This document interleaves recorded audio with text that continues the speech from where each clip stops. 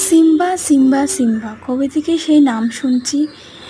কৃষুর ফ্রেন্ডসরা গেছে, স্কুলের ক্লাসমেটসরা গেছে, আমার ফ্রেন্ডসের বেবিরা গেছে, কিন্তু ভয়েতে আমরা আর যেতে পারিনি। কারণ সেখানে একটা লিমিটেড টাইম পিরিয়ডের জন্যই বেবিদের ঢোকানো হয়। তো তাকে ঢোকানোর পর 1 ঘন্টা বাদে কী করে বার করব সেই টেনশানে আমরা সেই রিস্কটা নিইনি।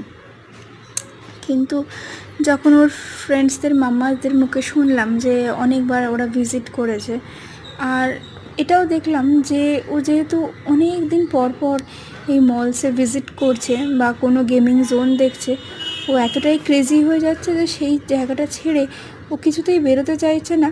ওর মাম্মা বাবা সাইড হয়ে গেলেও দেখতে পাচ্ছে না মাম্মা বাবাকে, কিন্তু তাও সেখানেই থাকছে। তাই মনের জোরে আমরা চলে গেলাম অ্যাক্রোপলিসের সেই সিম্বা গেমিং জোনে, যেটা দেখে ওর তো চক্ষু ছানা বড়া। কৃষু পৌঁছানো মাত্রই খুব চিৎকার, আনন্দের চিৎকার যে আমি একটা কোথায় এসে পড়েছি। আর তারপরেই শুরু হয়ে গেল তার খেলাধুলা।